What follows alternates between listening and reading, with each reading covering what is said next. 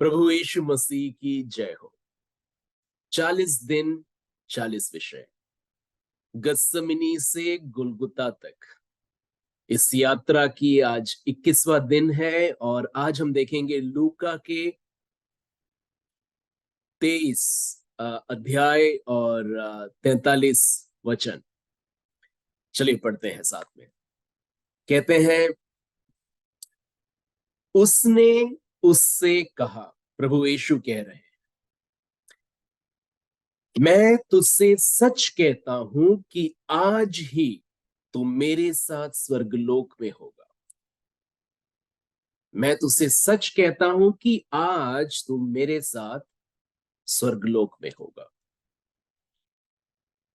तो यह एक वादा कर रहे हैं प्रभु यीशु। आइए देखते हैं ये किसको कह रहे हैं और क्यों कह रहे हैं। तो 42 पद हम देखेंगे और संदर्भ ये है कि प्रभु यीशु क्रूस पे हैं, बहुत दर्द में है, उनका खून बह रहा है और जो सोल्जर्स हैं, जो सिपाही हैं, इर्द गिर्द उनको धिक्कार रहे हैं, घृणा से बात कर रहे हैं, दोष दे रहे हैं। हर तरह के लोग हंसी मजाक उड़ा रहे हैं और ऐसी एक स्थिति में इनके अगल बगल दो डाकू भी क्रूस पे चढ़े हुए हैं और उनमें से एक डाकू जो एक कुकर्मी है, प्रभु से ये विनती करता है। क्या कहता है? हे यीशु, जब तू अपने राज्य में आए तो मेरी सुधि लेना, मुझे याद करना। और जैसे ही यह डाकू प्रभु से ये विनती करता है, प्रभु यीशु उत्तर देते हैं, मैं सच कहता हूं कि आज तू मेरे साथ स्वर्ग में होगा। क्योंकि प्रभु यीशु देखते हैं कि यह जो विनती है वो आ रही है एक मनुष्य की जुबान से जो ईमानदार है मन में, उसका मन शुद्ध है और प्रभु यीशु करुणा से, दया से उसको ये उत्तर देते हैं और एक वादा देते हैं। मैं आपको दिखाना चाहता हूं वचन से, ये जो डाकू है, जो कुकर्मी है,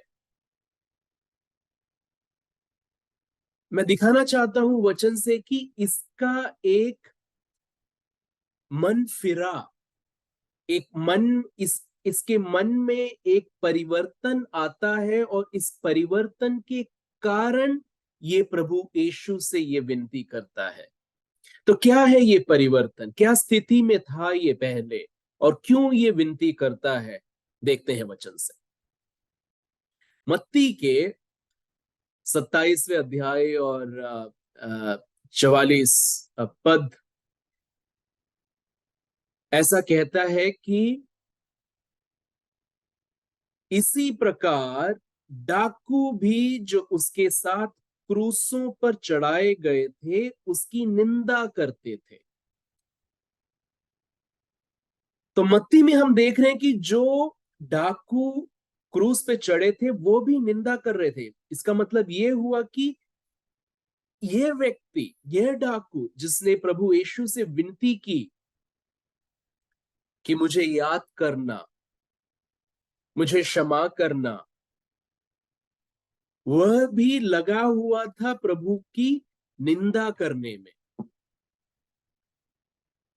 तो ऐसा क्या हुआ जो प्रभु की निंदा कर रहा था, हंसी मजाक उड़ा रहा था? ऐसा क्या हुआ कि उसके अंदर एक परिवर्तन, मन परिवर्तन हुआ, उसका मन फिरा और प्रभु के ऊपर उसे विश्वास आ गया?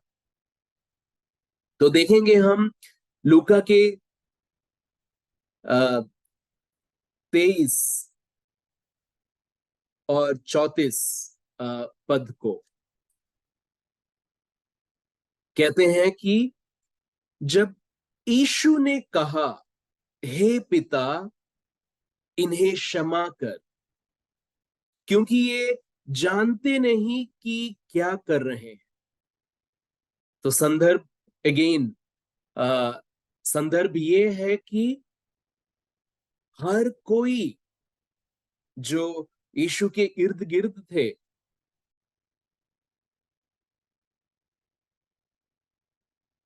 उनका हंसी मजाक उड़ा रहे हैं, और उसके बीच में प्रभु यीशु ये प्रार्थना कर रहे हैं पिता से कि हे प्रभु, इनको क्षमा करो, क्योंकि ये जानते नहीं है क्या कर रहे हैं।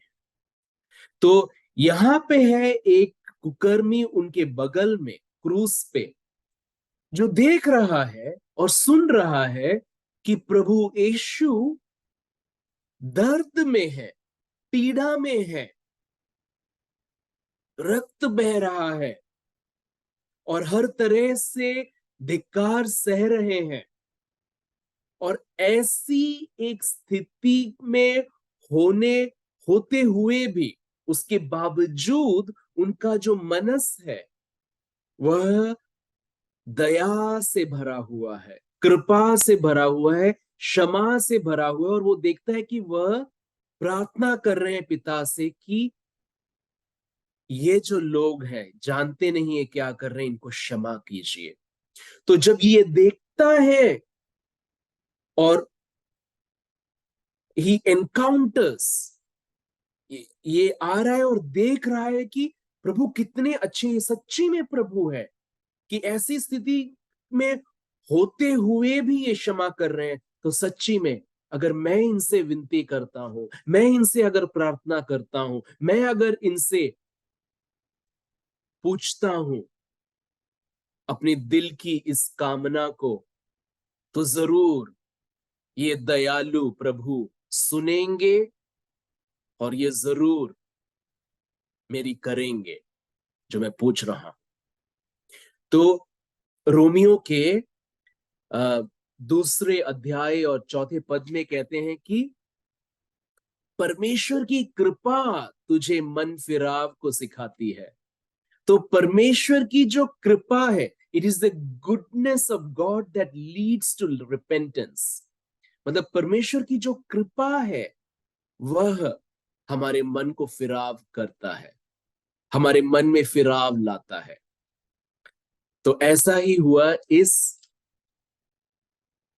कुकर्मी के साथ, इस डाकू के साथ, कि जब ये देखता है कि ये परमेश्वर एक दयालु है, ये जो प्रभु यीशु है, जो यीशु मनुष्य जो क्रूस पे थे, ये सच्ची में प्रभु है, परमेश्वर का पुत्र है, और यह एक ऐसा प्रभु है जिस पे मैं विश्वास कर सकता हूं। और मेरा विश्वास उसकी अच्छाई में है, मेरा विश्वास उसकी दया में है, मेरा विश्वास उसकी कृपा में है, और ऐसे में उसका मन फिराव होता है। तो आज हो सकता है कि आज कोई सुन रहा है यहाँ पे और आ, आपको पता नहीं है ये यीशु कैसा है। और मैं दिखा रहा हूं वचन के द्वारा कि जो यीशु है वो दयालु है, कृपालु है, क्षमा से भरा हुआ है, और पापियों के पापों को नजर, जब जब हम एक मन परिवर्तन होके, मन फिराव से प्रभु के पास आते हैं, तो वह हमारे पापों को क्षमा करता है और अपना लेता है। He accepts us, he receives us, whoever comes to him. जो भी कोई उनके पास आता है वो उसको धिक्कारता नहीं है, अपना लेते हैं।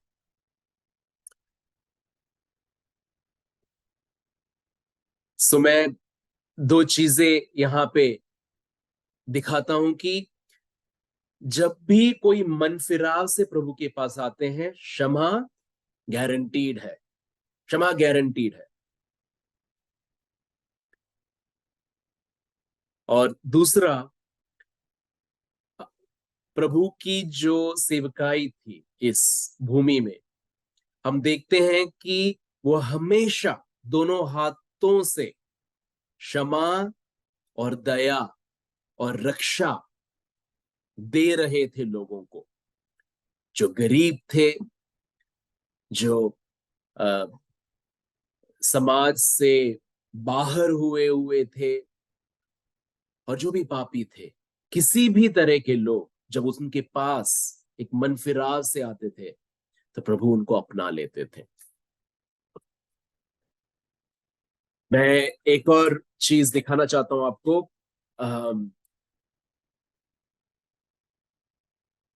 हम देखें कि प्रभु की कृपा से मनफिराव होता है,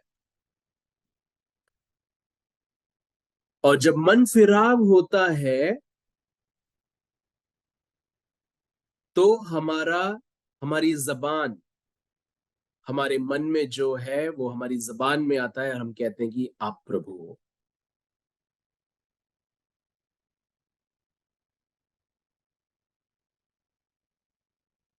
और हम देखते हैं कि प्रभु इतनी पीड़ा में होने के बावजूद उसकी सुनता है, क्योंकि उनका मन दया से भरा हुआ है।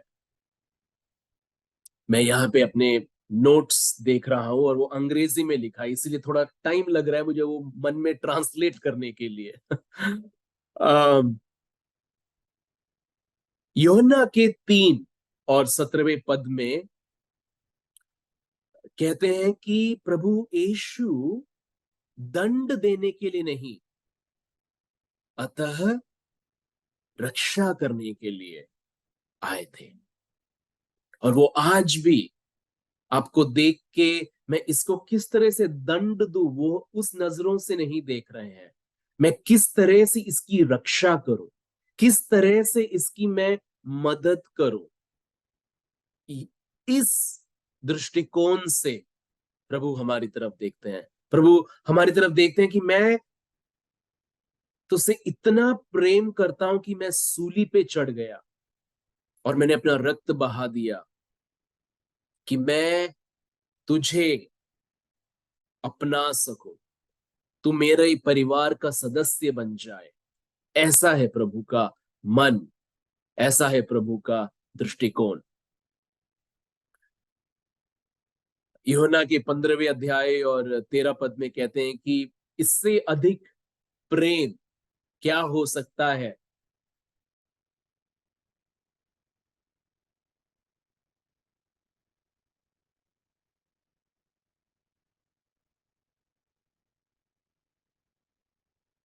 तो इस सब चीजों से हम यह देख रहे हैं कि मसीह के पास आना, मसीही जीवन जीना कहां से शुरुआत होती है?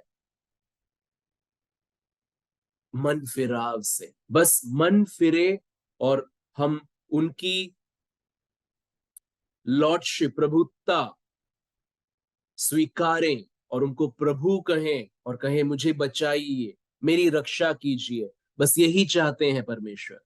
जब हम उनके पास ऐसे ऐसे आते हैं तो वह हमें अपना लेते हैं। ऐसा नहीं है कि हमें कोई स्टेप 1, स्टेप 2, स्टेप 3, बहुत सारे स्टेप्स करने के बाद वो अपनाते हैं।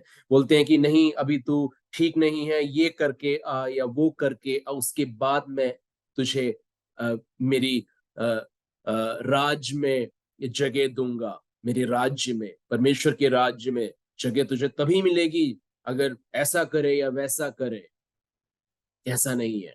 हम देखते हैं कि प्रभु यीशु हमें अपना लेते हैं जब हमारा मन फिराव होता है। तो आज मुझे सुनने वालों में शायद हो सकता है कि आप पहली बार प्रभु यीशु के बारे में सुन रहे हैं, पहली बार आपको बताया जा रहा है कि ये यीशु दयालु है, कृपालु है। और जो भी कुछ आपने किया हो जिंदगी में, उस सबको मिटाने के लिए, उस सारे पापों को, सारी गलतियों को हटाने के लिए प्रभु काबिलियत रखता है, और उसका मनस, उसका मन है ऐसा करने के लिए। इवन हम देखेंगे कि ये जो डाकू थे, जो कुकर्मी था, जिसने ये विनती की थी प्रभु यीशु से, ऐसा हो सकता है कि उसने बहुत कुकर्म किए थे, क्योंकि रोमियो के जो रिवाज के हिसाब से उन्हीं लोगों को क्रूस पे चढ़ाया जाता था जो बहुत कुकर्म करते थे।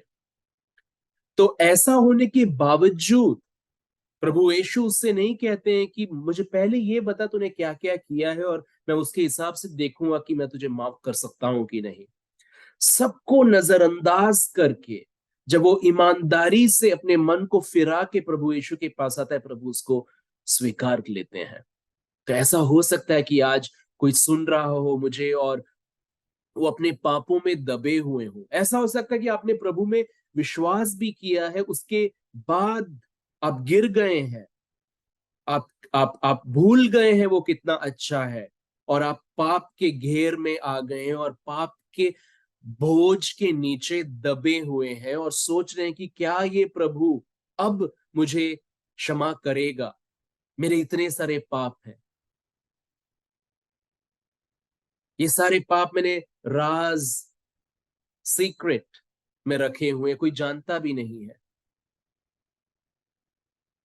क्या प्रभु मुझे माफ करेंगे? क्या प्रभु मुझे स्वीकारेंगे? तो आज मैं कहना चाहता हूं, जरूर प्रभु आपको स्वीकारेंगे, अगर आप एक सच्चे मनस से, एक सच्चे मन से उनकी अच्छाई पे विश्वास करते हुए उनकी ओर देखेंगे कि सचमुच ये प्रभु दयालु है, और ये अपनी दया से मेरे सारे पापों को धो देगा और मुझे अच्छा और नया बना देगा।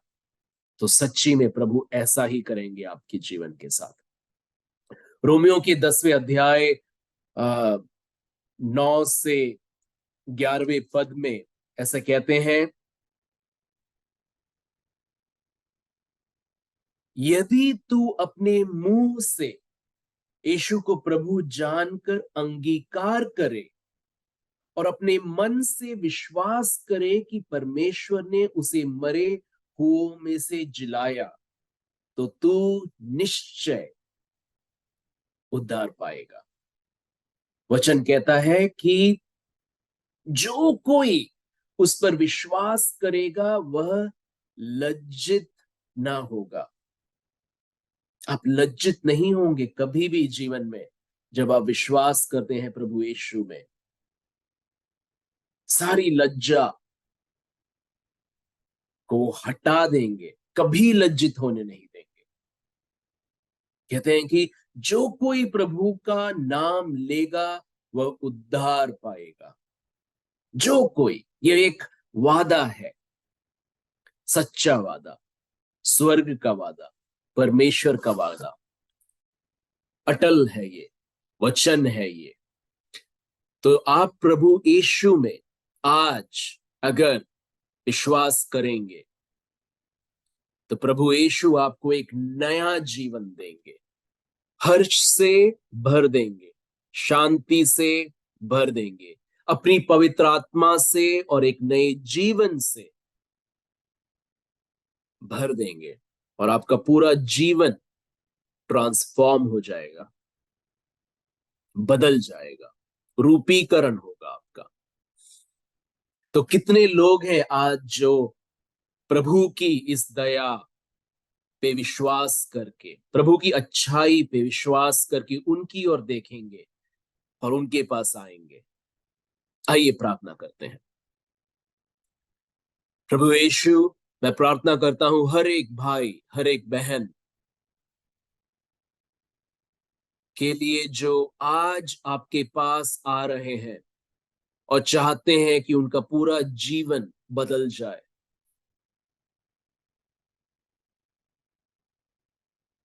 वो आपके पास आ रहे हैं, उनको स्वीकारिए।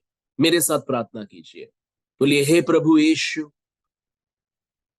मैं आप पे विश्वास करता हूं। मैं विश्वास करता हूं कि आप मेरे सारे पापों को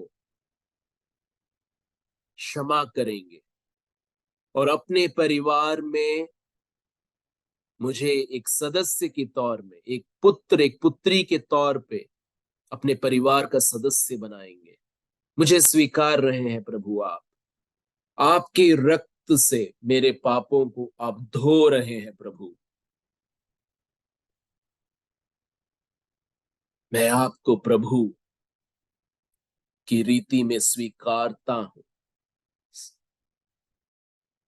मुझे अपने नए जीवन से भर दीजिए, अपनी पवित्र आत्मा से भर दीजिए, सामर्थ्य से भर दीजिए, एक शक्ति पाप के ऊपर जय पाने की, जीवन के हर परिस्थिति के ऊपर जय पाने की शक्ति, सामर्थ्य पवित्र आत्मा की मुझे प्रदान कीजिए प्रभु। मैं धन्यवाद देता हूं आपको इस नए जीवन की, और मैं अपने आप से कहता हूं, क्योंकि मैंने प्रभु यीशु में विश्वास किया है, मैं कभी भी लज्जित नहीं होऊंगा, और मेरा उद्धार हुआ है।